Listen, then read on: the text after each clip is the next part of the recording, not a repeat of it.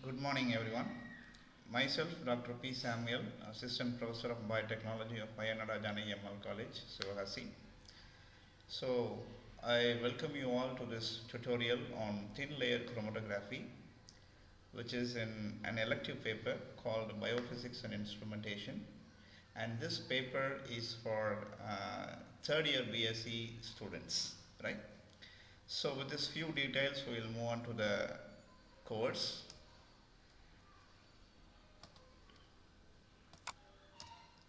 What is TLC?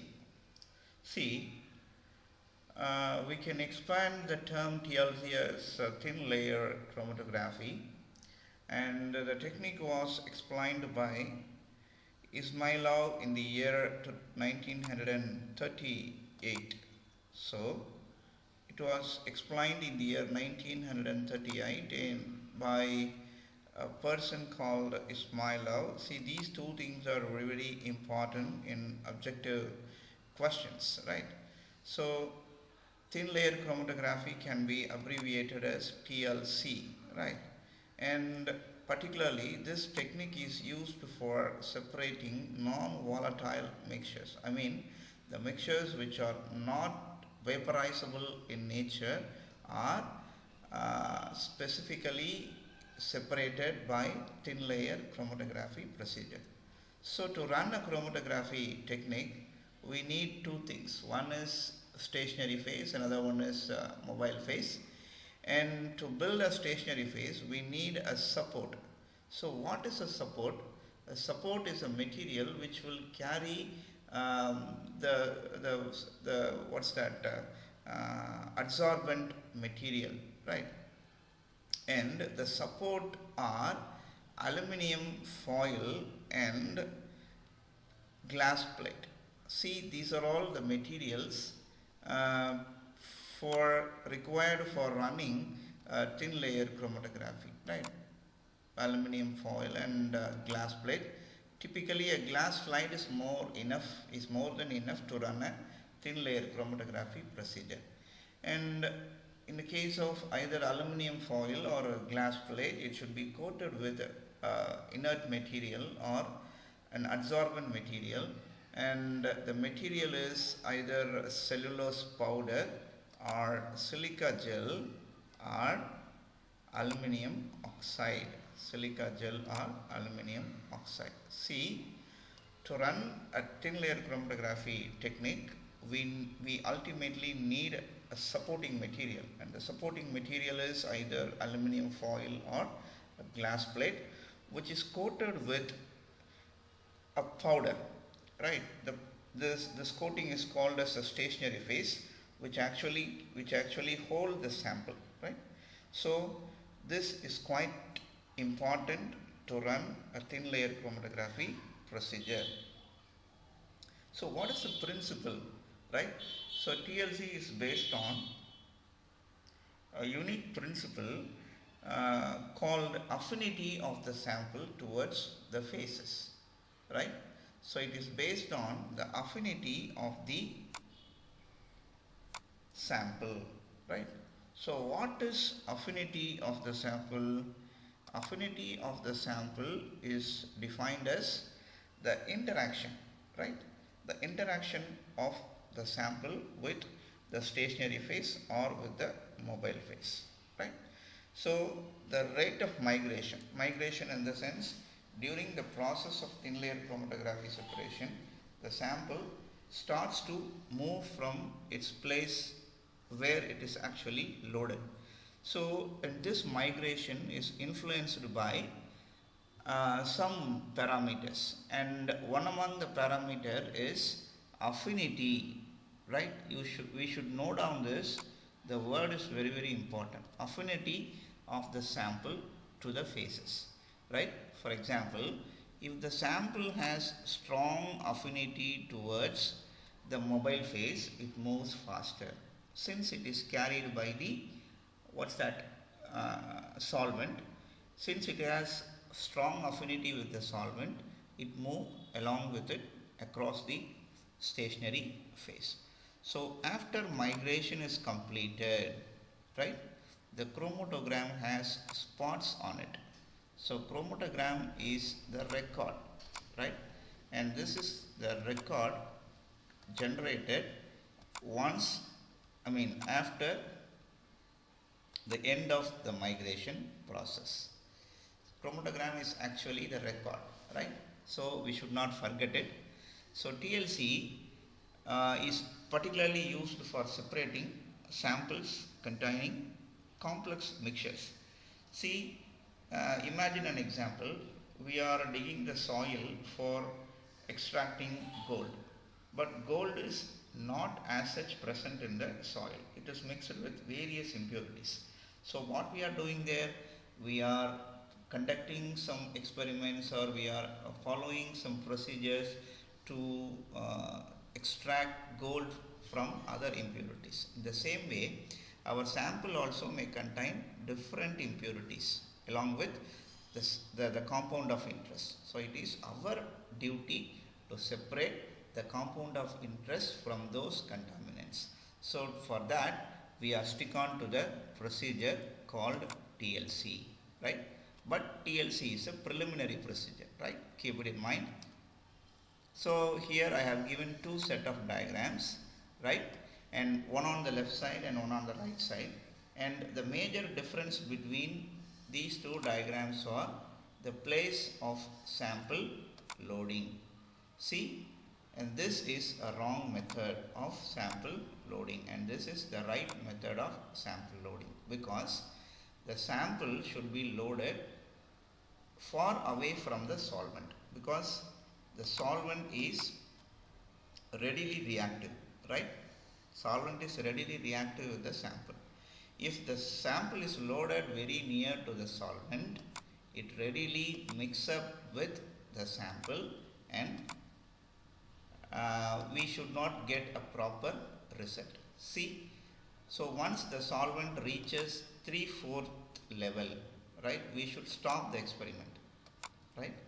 So 3/4 level, right?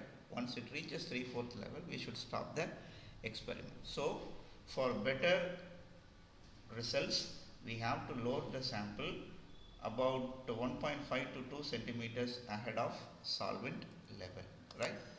So keep it in mind. This is very important step in chromatography method. And see, I am giving the arrow mark facing upwards, and this is because the force, here the force is called capillary force, right? Here the force governing TLC and paper chromatography are capillary force, but chromatography like column chromatography, the force governing the procedure is called gravitational force. See, in TLC, the solvent ascend through the material, right? The solvent ascend through the material. And how it ascends through the material? Because while preparing the column, while preparing the silica gel, right? We are mixing the silica gel with water, and we are coating it over the glass slide. So while it is getting solidified, there are formation of minute pores across the silica gel. So through the pores, the sample migrates with the help of solvent, right? See, the pores are very, very important. Through the pores only, the sample will ascend towards the tip of the support with the help of solvent. See, here the sample started to migrate, and in the next slide, even you could find that the migration is towards upward. I told you that the force is called capillary force, and in the next slide also, all the samples started to migrate, and still the migration continues, right?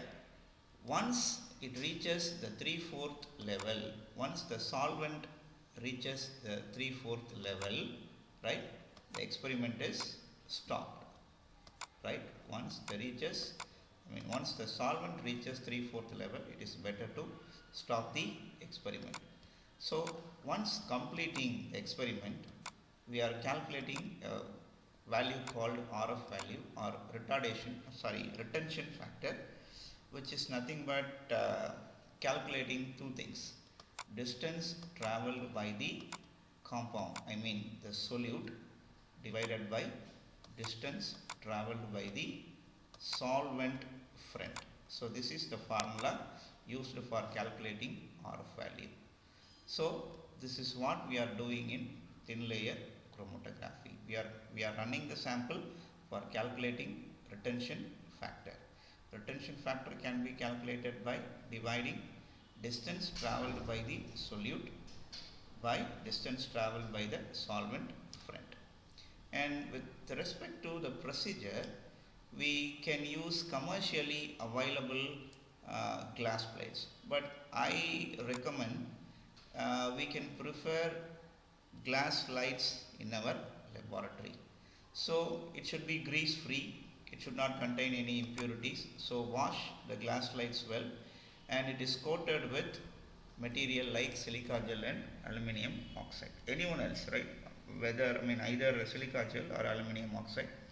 So while coating the silica gel, care should be taken because it should be coated on with a uniform thickness, right? Right, it is very, very important, right? It should be prepared in such a way that from the beginning to the end, the thickness of the gel is uniform. And once the gel is prepared, it is the time to load the samples on the plates. And after loading, it should be kept in the chromatograph. Chromatograph is the glass apparatus, right? Chromatograph is the glass apparatus, so within which we are taking solvent, and into that we are keeping the glass slide with samples, right? So this is the way, right? See the distance between the solvent level and sample level, right? This is the correct way of loading the sample.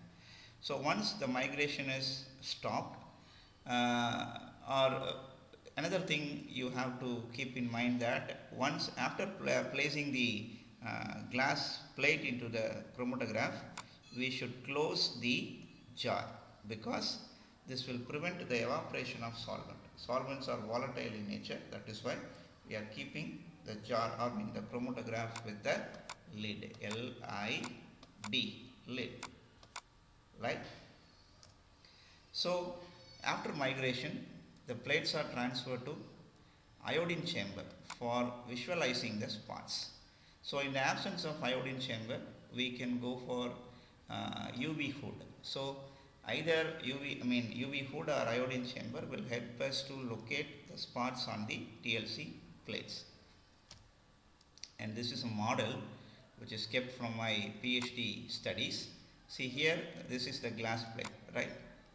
Glass plate, and you could see that over the surface of glass plate it is loaded with silica gel, right?